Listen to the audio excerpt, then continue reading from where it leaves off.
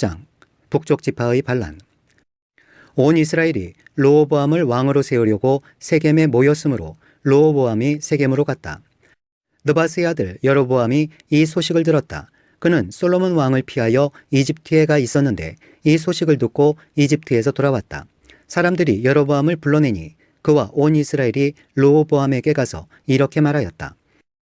임금님의 아버지께서는 우리에게 무거운 멍에를 메우셨습니다. 이제 임금님께서는 임금님의 아버지께서 우리에게 메우신 중노동과 그가 우리에게 지으신 이 무거운 멍에를 가볍게 해주십시오. 그러면 우리가 임금님을 섬기겠습니다.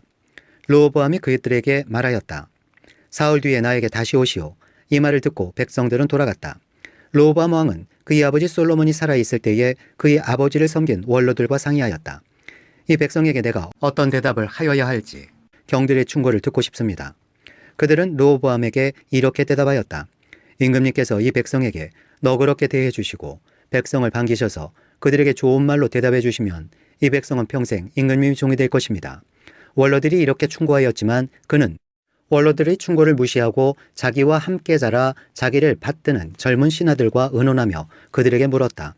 백성이 나에게 선친께서 메워주신 멍에를 가볍게 해달라고 요청하고 있소. 이 백성에게 내가 어떤 대답을 해야 할지 그대들의 충고를 듣고 싶소. 왕과 함께 자라난 젊은 신하들이 그에게 말하였다. 이 백성이 임금님의 아버지께서 그들에게 메우신 무거운 멍에를 가볍게 해달라고 임금님께 요청하였습니다. 그러나 임금님께서는 이 백성에게 이렇게 말씀하십시오. 내 새끼손가락 하나가 내 아버지의 허리보다 굵다. 내 아버지가 너희에게 무거운 멍에를 메우셨으나 나는 이제 너희에게 그것보다 더 무거운 멍에를 메우겠다.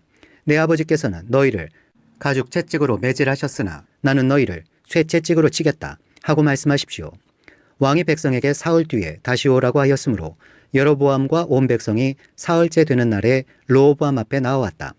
왕은 원로들이 충고를 무시하고 백성에게 가혹하게 대답하였다. 르호보암 왕은 젊은 신하들의 충고를 따라 백성에게 이렇게 대답하였다. 내 아버지가 당신들에게 무거운 멍에를 메우셨으나 나는 이제 당신들에게 그것보다 더 무거운 멍에를 메우겠소. 내 아버지께서는 당신들을 가죽 채찍으로 매질하셨으나 나는 당신들을 쇠채찍으로 치겠소. 왕이 이처럼 백성의 요구를 들어주지 않았으니 하나님께서 일이 그렇게 뒤틀리도록 시키셨던 것이다. 주님께서 이미 실로 사람 아이야를 시키셔서 느바스의 아들 여로보암에게 하신 말씀을 이루시려는 것이었다. 온 이스라엘은 왕이 그들의 요구를 전혀 듣지 않는 것을 보고 왕에게 외쳤다. 우리가 다윗에게서 받을 몫이 무엇이냐? 이새의 아들에게서 받을 유산이 없다. 이스라엘아, 각자 자기의 장막으로 돌아가라. 다윗이여, 이제 너는 너희 집안이나 돌보아라. 그런 다음에 온 이스라엘은 각자 자기들의 장막으로 돌아갔다. 그러나 유다의 여러 성읍에 살고 있는 이스라엘 자손은 르호보암의 통치 아래에 남아있었다. 르호보암 왕이 강제노동 감독관 하도람을 이스라엘 자손에게 보내었더니 이스라엘 자손이 그를 돌로 쳐서 죽였다. 그러자 르호보암 왕은 급히 수레에 올라서 예루살렘으로 도망하였다. 이렇게 이스라엘은 다윗 왕조에 반역하여 오늘에 이르렀다. 11장 스마야의 예언. 르호보암이 예루살렘에 이르러 유다와 베냐민 가문에 동원령을 내려서 정병 18만 명을 소집하였다. 그는 이스라엘과 싸워서 왕국을 다시 르호보암에게 돌리려고 하였다. 그러나 그때에 주님께서 하나님의 사람 스마야에게 말씀하셨다. 너는 솔로몬의 아들 유다의 르호보암 왕과 유다와 베냐민 지방의 온 이스라엘에게 이 말을 전하여라. 나 주가 말한다. 일이 이렇게 된 것은 내가 시킨 것이다. 너희는 올라가지 말아라. 너희의 동족과 싸우지 말고 각자 집으로 돌아가거라. 그들은 이러한 주님의 말씀을 듣고 여로보암을 치러 가던 길을 멈추고 돌아섰다. 르호보암이 요새를 만들다. 르호보암은 예루살렘에 자리 잡고 살면서 유다 지방의 성읍들을 요새로 만들었다. 베들레헴과 에담과 드고와와 벳술과 소고와 아둘람과 가드와 마레사와 십과 아도라임과 라기스와 아세가와 소라와 아얄론과 헤브론이 그가 유다와 베냐민 지방에 세운 요새 성읍들이었다. 그는 이 요새 성읍들을 강화하고 거기에 책임자를 임명하고 양식과 기름과 술을 저장하여 두었다. 각 성읍마다 방패와 창을 마련하여 두어 성읍들을 크게 강화하였다. 이렇게 유다와 베냐민은 르호보암의 통치하에 들어갔다. 제사장들과 레위인들이 유다로 오다. 이스라엘 전국에 있던 제사장들과 레위 사람들이 모두 자기들이 살던 지역을 떠나 르호보암에게로 왔다. 레위 사람들이 목장과 소유지를 버리고 유다와 예루살렘으로 온 것은 여로보암과 그의 아들들이 그들에게 주님을 섬기는 제사장 직분을 수행하지 못하게 하고 따로 제사장들을 세워서 여러 산당에서 순념소 우상과 자기가 만든 송아지 우상을 섬기게 하였기 때문이다. 이 밖에도 이스라엘 모든 지파들 가운데서 주 이스라엘의 하나님의 뜻을 찾기로 마음을 굳힌 이들이 주 조상의 하나님께 제사를 드리려고 레위 사람을 따라 예루살렘에 왔다. 그들은 유다 나라를 강하게 하고 솔로몬의 아들 르호보암의 왕권을 확고하게 하여 주었다. 그러나 그것은 3년 동안뿐이었다. 르호보암이 다윗과 솔로몬의 본을 받아 산 것이 3년 동안이었기 때문이다. 르호보암의 가족. 르호보암은 마할랏을 아내로 맞이하였다. 마할랏은 아버지 여리못과 어머니 아비하일 사이에서 태어난 딸이다. 그의 아버지 여리못은 다윗의 아들이고 그의 어머니 아비하일은 이새의 아들인 엘리압의 딸이다.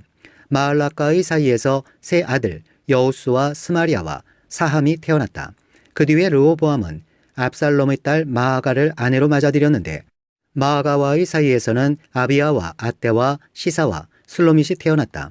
르호보암은 아내 18명과 첩 60명을 거느렸고 그들에게서 아들 28명과 딸 60명을 보았지만 그는 다른 아내들이나 첩들보다 압살롬의 딸 마아가를 더욱 사랑하였다. 르호보암은 마아가의 아들 아비야를 자기의 후계자로 삼을 생각이었으므로 왕자들 가운데서 서열을 가장 높게 하였다.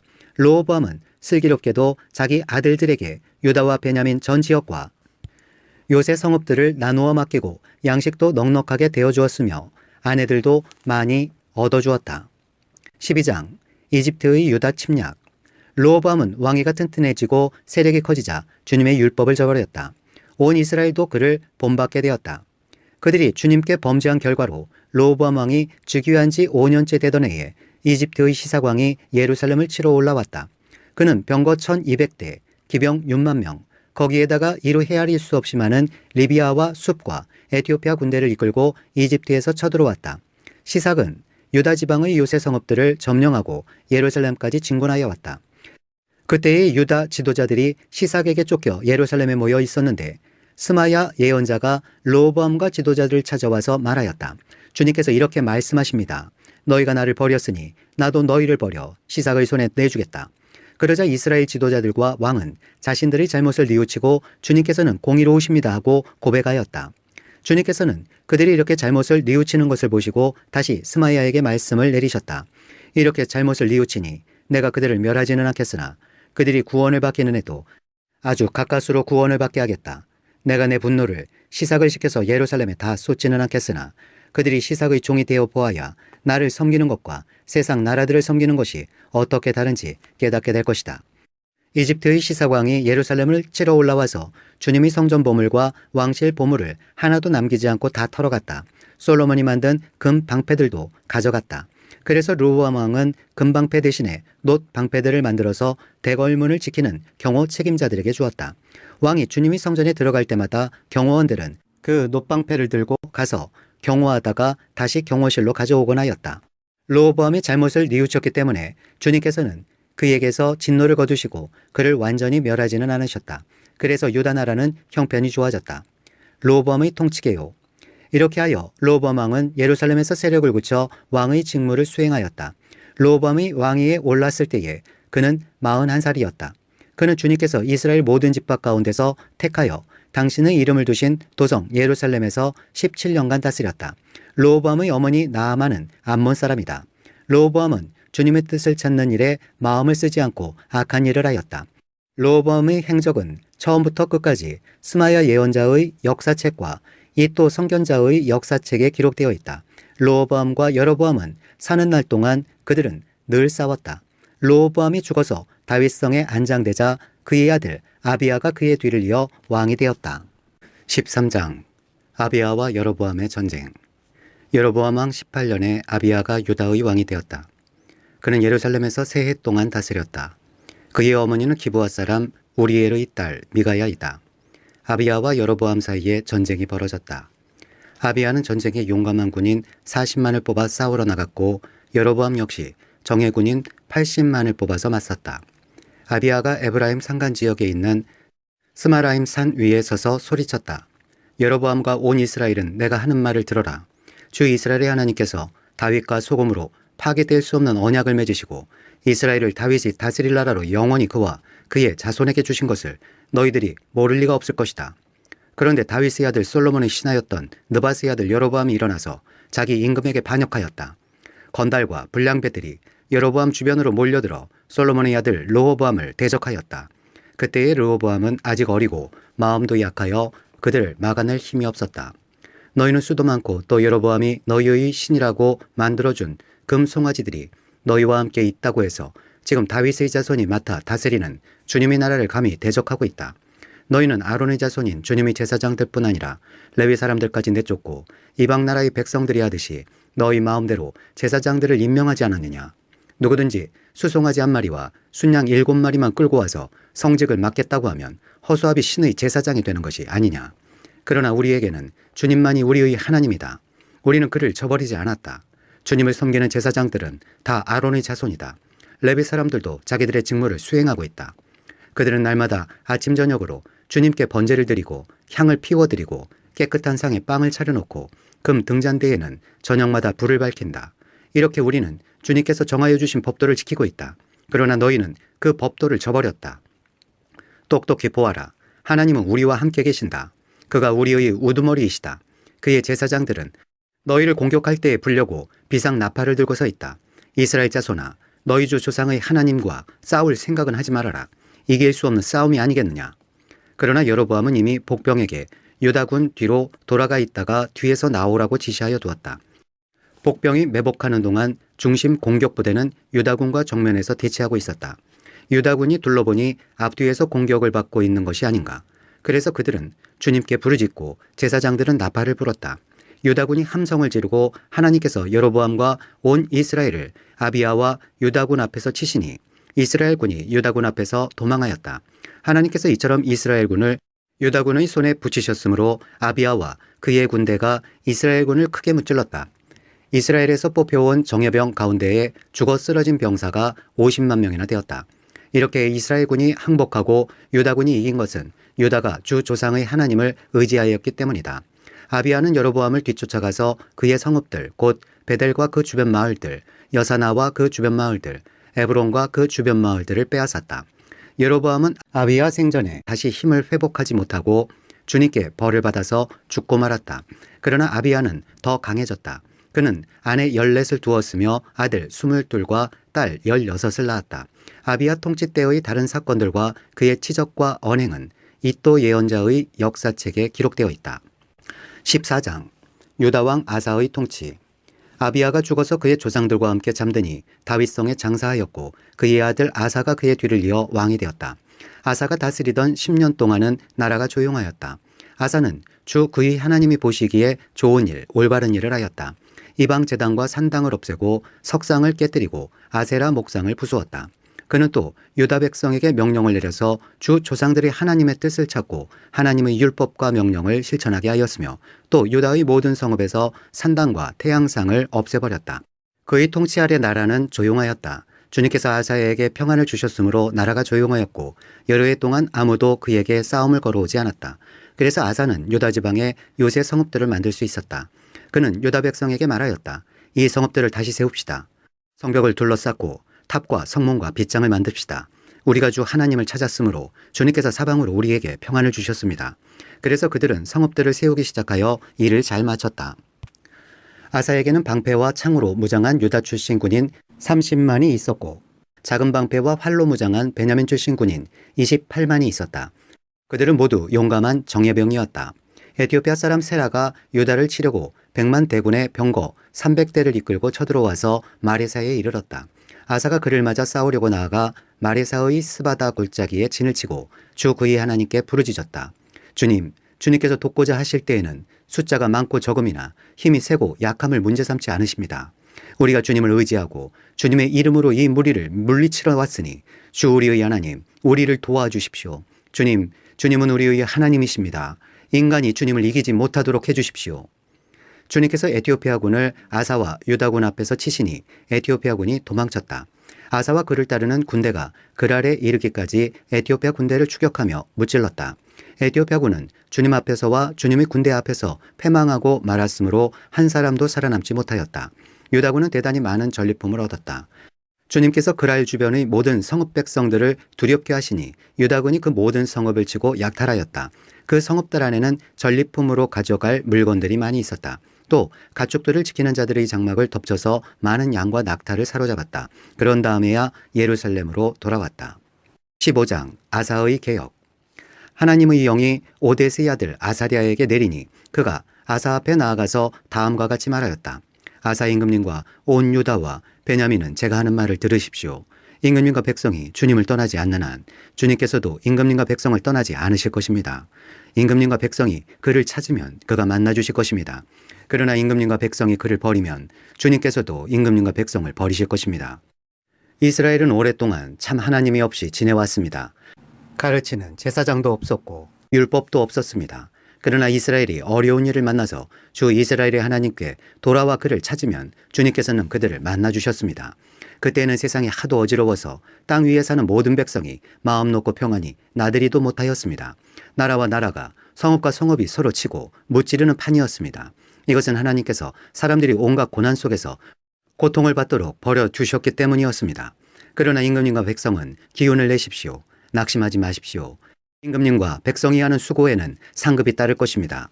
아사는 이 모든 말, 곧 오데스의 아들 아사랴 예언자가 전하여 주는 예언을 듣고 용기를 내어 유다와 베냐민 온 지방과 에브라임 산간 지역의 점령 지역 성읍에서 역겨운 물건들을 없애버렸다. 그는 또 주님의 성전 현관 앞에 있는 주님의 제단을 보수하였다. 그는 또 유다와 베냐민의 모든 백성을 불러 모으고 그들에게로 와서 함께 살고 있는 에브라임과 므낫세와 시므온 지파 소속의 백성도 모두 불러 모았다. 주 하나님께서 아사와 함께 계시는 것을 보고 이스라엘에서도 많은 사람들이 아사에게로 모여들었다.